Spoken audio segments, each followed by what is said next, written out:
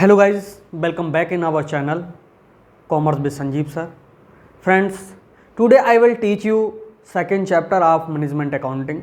जो हमारी management accounting की जो सीरीज़ चल रही है उसमें ये दूसरा चैप्टर हमारा स्टार्ट होता है। फर्स्ट चैप्टर से 3 वीडियोस मैंने बनाए थे, वहाँ से एक लॉन्ग क्वेश्चन 100% आना है। उन वीडियोस को अगर आपने अभी तक नहीं देखा हो तो क्रम से वो तीनों वीडियोस देख लीजिएगा। ओके, फाइनेंशियल मैनेजमेंट है क्या, इसकी कैरेक्टरिस्टिक्स कौन कौन सी हैं, इसका इम्पोर्टेंस क्या है, इसका स्कोप क्या है, ये वीडियोस बहुत इंपॉर्टेंट हैं। ओके, 3 वीडियो में बना हुआ है, तो सबसे पहले आप लॉन्ग क्वेश्चन को वहीं से आप सॉलिड कर लीजिएगा। अब हम बात करते हैं सेकंड चैप्टर की। तो सेकंड चैप्टर में दोस्तों चैप्टर का नाम है फाइनेंशियल स्टेटमेंट। इस चैप्टर से भी 4 टॉपिक बहुत इंपॉर्टेंट हैं। एक तो मीनिंग क्या है, और दूसरा इंपॉर्टेंस एंड यूटिलिटी, तीसरा नेचर, और चौथा काइंड्स ऑफ फाइनेंशियल स्टेटमेंट। ये 4 बहुत इंपॉर्टेंट हैं, तो 2-3 टॉपिक तो इसी वीडियो में कवर हो जाएंगे। बाकी एक जो अगला वीडियो है बहुत ही इंपॉर्टेंट होगा, जो होगा फाइनेंशियल स्टेटमेंट के काइंड्स का। ओके, आइए समझते हैं। सबसे पहले हम बात करेंगे मीनिंग ऑफ फाइनेंशियल स्टेटमेंट, यानी फाइनेंशियल स्टेटमेंट का अर्थ क्या है, क्या होता है ये। देखिए, financial statement is made by 2 words, financial plus statement. Statement means not account but only a sheet of income and expenditure. Okay, देखिए जिसमें आय और व्यय का पूरा विवरण होता है, जो खाता नहीं है, जो डेबिट क्रेडिट पे नहीं चलता है, उसके लिए तो हम विवरण कहते हैं। ओके, और फाइनेंशियल का मतलब क्या होता है? Financial means finance, finance means equal to cash and cash equivalent. ये कैश और कैश इक्विवेलेंट क्या होते हैं, यानी फाइनेंस का मतलब जो यहाँ पर लिया गया है वो ये लिया गया है, एक तो रोकड़ और प्लस रोकड़ के स्थान पर चेक, बिल, ड्राफ्ट, हुंडी, प्रोमिसरी नोट्स इत्यादि का जो हम प्रयोग करते हैं तो उन्हीं के लिए किया गया है। यानी किसी भी बिजनेस इंटरप्राइज के लिए फाइनेंस का मतलब सीधा सीधा ये होता है कि उसके जितने भी वर्क्स हैं वो पूर्ण रूप से होते रहें, जितने भी उसकी ट्रांजैक्शंस हैं वो पूरे होते रहें, उनके बदले में किस किस का प्रयोग किया जा सकता है, यानी कैश को कहाँ से लाया जा सकता है, कहाँ से एडजस्ट किया जा सकता है, वही चीज़ हमारी क्या कहलाती है? फाइनेंस कहलाती है। और ये जो ट्रांजैक्शन को पूरा करने के लिए जो भी हमारे यूज़ किए जाते हैं लेन देनों के रूप में, चाहे चेक हो, चाहे बिल हो, चाहे ड्राफ्ट हो, चाहे हुंडीज हो, चाहे प्रोमिसरी नोट्स हो, चाहे कैश हो, उन सब का विवरण ही हमारा कौन सा विवरण कहलाता है? फाइनेंशियल स्टेटमेंट कहलाता है। तो फाइनेंशियल स्टेटमेंट अब आपके समझ में आ गया होगा, यानी किसी भी कंपनी की, किसी भी बिजनेस की, यानी कोई भी और अदर बिजनेस हो, उसका पूरा जो फाइनेंस का सिस्टम है बस उसकी जानकारी देने वाला स्टेटमेंट हमारा क्या कहलाता है? फाइनेंशियल स्टेटमेंट कहलाता है। हिंदी में इसके लिए वित्तीय विवरण कहते हैं। वित्तीय विवरण भी 2 शब्दों से मिलकर के बना है, वित्तीय प्लस विवरण। वित्त का मतलब धन से होता है, और धन किसका है किसका नहीं है इससे कोई मतलब नहीं, यानी बिजनेस में कितना आया और कितना नहीं आया। ओके, अगर ये ऐसे शब्द समझ में नहीं आया हो तो हम आपको एक और एग्जाम्पल को थोड़ा समझाते हैं। फाइनेंस का मतलब होता है असलियत में होता क्या है? फाइनेंस का मतलब होता है कैश का काम कैश से चलाना है, कहाँ से लाए, किसको दिया, किससे लिया, ये कोई पता नहीं होता है। फॉर सपोज हम एक मोटर बाइक लेना चाहते हैं जो 70,000 की है और 20,000 हमारे पास में है, 50,000 हम क्या कराते हैं? हम कहते हैं फाइनेंस करा देंगे। तो फाइनेंस कराने का मतलब है कि हम किसी न किसी कंपनी के पास में जाएंगे जो हमारे लिए मतलब वो फाइनेंस करके देगी, और फाइनेंस करने का मतलब है कि वो जहाँ से हम मोटर बाइक परचेज कर रहे हैं उसको तो वो पेमेंट करेगी। ओके, लेकिन हमारे लिए वो पैसा कहाँ से लेकर के आई इससे कोई पता नहीं, इससे कोई मतलब नहीं है। क्यों मतलब नहीं है? क्योंकि हमने क्या कराया? फाइनेंस कराया। तो फाइनेंस का मतलब यहाँ पर सीधे सीधे क्या होता है? कैश एंड कैश इक्विवेलेंट, यानी कैश और कैश के स्थान पर जो और चीज़ें प्रयोग की जाती हैं उनके लिए हम कहते हैं। अब पूरा जो एक सिस्टम पूरे वर्ष भर में कितना ट्रांजैक्शन हुआ और वो किस किस रूप में हुआ, कहाँ से आया, कहाँ के लिए गया, उसी का स्टेटमेंट हमारा क्या कहलाता है? फाइनेंशियल स्टेटमेंट कहलाता है। फ्रेंड्स, इसको अब आप समझ चुके होंगे। बाकी आपको मैं नोट्स दे दूंगा, टेलीग्राम चैनल को आप ज्वाइन कर लीजिएगा, कॉमर्स विद संजीव सर से नाम से ही बना हुआ है। तो फाइनेंशियल स्टेटमेंट तो हमने समझ लिया, वित्तीय विवरण तो हमने समझ लिया। अब वित्तीय विवरण के बाद में हम चलते हैं कि इसका इंपॉर्टेंस क्या है। या इंपॉर्टेंस एंड यूटिलिटी, कभी कभी यूटिलिटी भी पूछ लेता है। ओके, दोनों का मतलब मिलता ही जुलता है। और फाइनेंशियल स्टेटमेंट, यानी फाइनेंशियल स्टेटमेंट का महत्व और उपयोगिता क्या क्या है इसको समझेंगे। सबसे पहले है फॉर मैनेजर्स, प्रबंधकों के लिए। भाई फाइनेंशियल स्टेटमेंट के आधार पर ही जो प्रबंधक हैं वो अपना आगे का मैनेजमेंट करते हैं। ओके, तो जितने भी मैनेजर्स होते हैं उनकी सीधी सीधी निगाह हमेशा कैश पे ही टिकी हुई होती है, फाइनेंस पे टिकी हुई होती है, क्योंकि जिसका फाइनेंशियल पोजीशन अगर गड़बड़ाया तो समझ लो कि वो बिजनेस रन नहीं कर पाएगा। तो बिजनेस को ग्रो करने के लिए, अच्छे से रन कराने के लिए, डेवलप करने के लिए क्या ज़रूरत होती है प्रबंधकों के लिए कि वो फाइनेंशियल स्टेटमेंट के थ्रू ये अनुमान लगाते रहते हैं कि हमारे जो बिजनेस है, हमारी कंपनी है, उसकी फाइनेंशियल पोजीशन कैसी है। तो ये प्रबंधकों के लिए क्या है, इम्पोर्टेंट है। दूसरा है फॉर इन्वेस्टर्स, विनियोगकर्ताओं के लिए। देखिए इन्वेस्टर्स कौन होते हैं, आप और हम जो कंपनियों में अपना पैसा लगाते हैं। आपने नाम सुना होगा शेयर मार्केट का।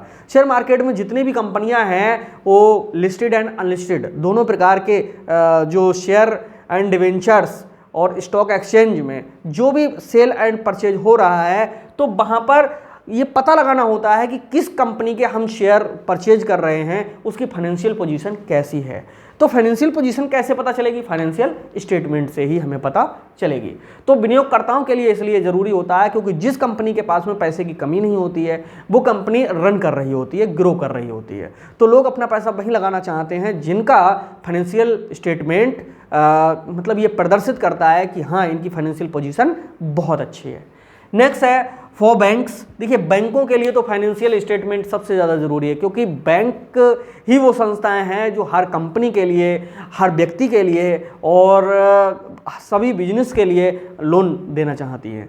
तो लोन दे करके ही उनका जो मेन फ़ायदा होता है वो अपना कर्मचारियों का प्लस बैंकों का जो भी खर्चा होता है वो निकालती हैं।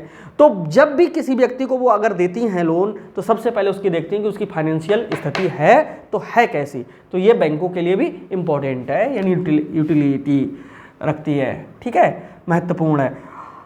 नेक्स्ट है फॉर क्रेडिटर्स, ये कहते हैं लेनदारों के लिए। लेनदार कौन होते हैं, जिसको पैसा लेना है वो हमारा क्रेडिटर्स कहलाता है। और जो क्रेडिटर्स होते हैं, क्रेडिटर्स के लिए भी ये देखना होता है कि जिस कंपनी से हमें पैसा लेना, जिस व्यक्ति से पैसा लेना है, उसकी फाइनेंशियल पोजीशन कैसी है, उसका फाइनेंशियल स्टेटमेंट ऐसा तो नहीं है गड़बड़ा रहा हो। पता चले कि उसके पास में जो क्रेडिटर्स हैं उनकी संख्या ज़्यादा होने वाली हो, लायबिलिटीज़ बहुत ज़्यादा होने वाली हो, असेट्स कम होने वाली हो, ऐसी पोजीशन आएगी तो क्या होता है, इंसॉल्वेंट होता है, तो कहीं उनका पैसा मारा जाए। So further we can say that it is the important for the creditors also. Next is for government, सरकार के लिए। देखो सरकार को क्या होता है, जो बिजनेस जितना अच्छा चलेगा सरकार को उतना ही ज़्यादा टैक्स मिलेगा, जीएसटी ग्रुप में और अदर जो टैक्सेस लगे हुए हैं, इंपोर्ट ड्यूटी वगैरह है, यहाँ से सारा का सारा जो टैक्स के रूप में पैसा है वो किसे मिलता है, गवर्नमेंट के लिए मिलता है। तो गवर्नमेंट भी फाइनेंशियल स्टेटमेंट के बेस पे ही आपकी जो टैक्सेशन है उसको एक्सेप्ट करती है। पता चले कि आपका अगर फाइनेंशियल स्टेटमेंट बना हुआ नहीं है तो फिर टैक्स किस बेस पे आपसे जमा कराएगी। ओके, तो ये गवर्नमेंट के लिए भी, सरकारों के लिए भी इंपॉर्टेंट है। और दो प्रकार की सरकारें की यहाँ बात करेंगे, एक स्टेट में गवर्नमेंट और दूसरा सेंट्रल गवर्नमेंट। नेक्स्ट है फॉर वर्कर्स, कर्मचारियों के लिए। भाई कर्मचारी जिसमें काम करते हैं उनको सैलरी वहीं से मिलनी होती है। ओके, और उनके लिए भी ये देखना होता है कि वो जहाँ वर्क कर रहे हैं वहाँ उस कंपनी की फाइनेंशियल पोजीशन कैसी है, क्योंकि कंपनी की फाइनेंशियल पोजीशन अगर अच्छी होती चली जाती है, उनका स्टेटमेंट यदि ये शो करता है कि हाँ पहले से हम आगे बढ़ रहे हैं, तो कर्मचारियों के अंदर भी एक हिम्मत आती है, एक जज्बा आता है, मोटिवेशन मिलता है कि हाँ भाई आने वाले समय में हमारी भी सैलरी इंक्रीज होगी, हमारा भी कुछ ना कुछ मतलब अच्छा ही होगा।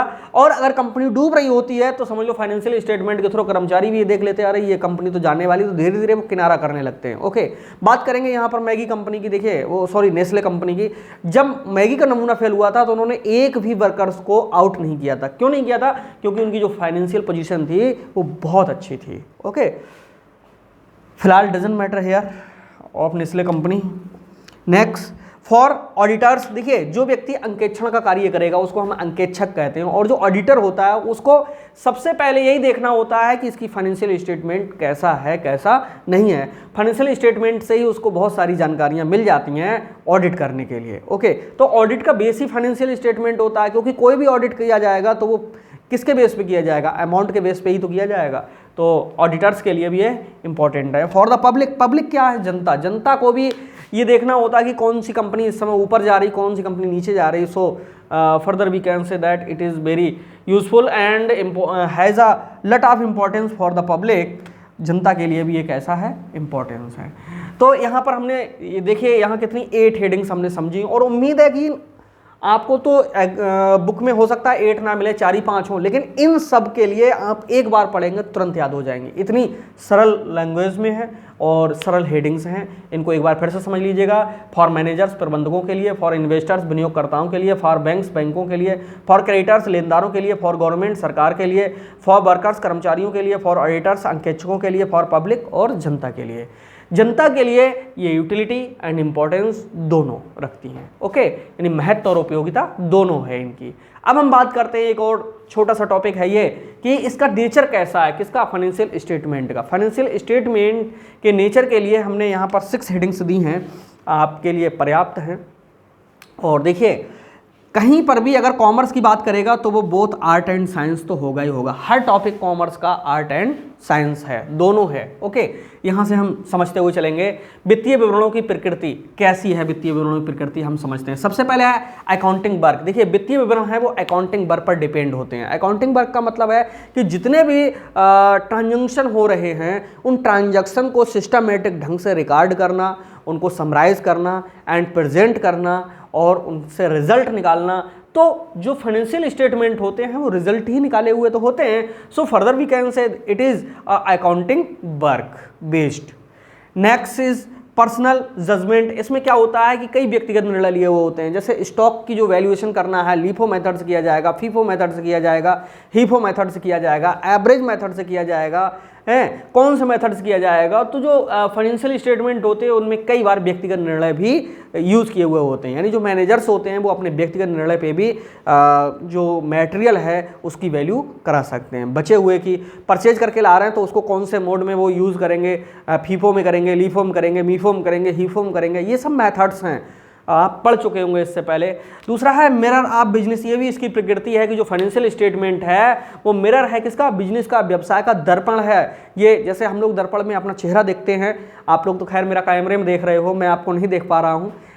तो यहाँ पर बिजनेस का जो चेहरा दिखाई देता है वो किसमें? फाइनेंशियल स्टेटमेंट में ही दिखाई देता है, क्योंकि फाइनेंशियल स्टेटमेंट में जो यहाँ पर दिखाया गया होगा कैश एंड कैश इक्विवेलेंट, तो वहाँ पर क्या होगा कि लॉसेस की जगह पर प्रॉफिट के लिए मतलब इंक्रीज कर रहा होगा बार बार। Okay, next is accounting conventions. इसमें लेखांकन की परंपराएं भी प्रयोग की जाती हैं, किसमें? वित्तीय विवरणों में। और लेखांकन की जो परंपराएं हैं वो महत्वपूर्ण परंपराएं कौन कौन सी हैं? मुद्रा मापन की जो कन्वेंशंस है, ठीक है, मनी मेजरमेंट है, ये बहुत ही ज़्यादा इंपॉर्टेंट है, हमारे कॉमर्स में सबसे ज़्यादा यूज इसी का है, ठीक है। इनकम एंड एक्सपेंडिचर कन्वेंशंस है, यानी खर्चों को तुरंत खर्चा मान लिया जाएगा, इनकम को तब इनकम माना जाएगा जब वो रिसीव हो जाएगी, खर्चे को तुरंत मान लिया जाएगा। ओके, नेक्स्ट है बोथ आर्ट एंड साइंस। देखिए कला और विज्ञान दोनों है। क्यों है कला और विज्ञान? क्योंकि स्टेटमेंट एक विशेष तरीके से तैयार किया जाता है, इसलिए ये कला है और इसमें निश्चित रूल्स एंड रेगुलेशंस को फॉलो किया जाता है, so it is science. So further we can say that financial statement is art and science both. Okay. Next है रिकॉर्ड ऑफ फैक्ट्स, लिपिबद्ध तथ्य। इसमें क्या होता है कि जो कुछ भी होता है वो सब रिकॉर्डेड होता है, अनरिकॉर्डेड कुछ नहीं होता है। फाइनेंशियल स्टेटमेंट में जो भी लिखा जाएगा, जो भी दर्शाया जाता है वो पहले से ही कैसा होता है? रिकॉर्ड किया होता है। कहाँ पर? जो हमारी प्रारंभिक लेखे की पुस्तकें होती हैं, जैसे परचेज बुक है, परचेज रिटर्न है, सेल्स बुक है, सेल्स रिटर्न है, ठीक है, कैश बुक है, ठीक है, मेन जर्नल है। तो वहाँ पर ये सब चीज़ें जो रिकॉर्डेड होती हैं तो वही होती हैं यहाँ पर फाइनेंशियल स्टेटमेंट में। तो ये था दोस्तों नेचर किसका? फाइनेंशियल स्टेटमेंट का, जो हमने बहुत अच्छा समझा। और इस वीडियो को बहुत अच्छा से समझने के बाद अगली वीडियो इससे भी ज़्यादा मोस्ट इंपॉर्टेंट वीडियो है, और वो है क्या? Kinds of financial statement.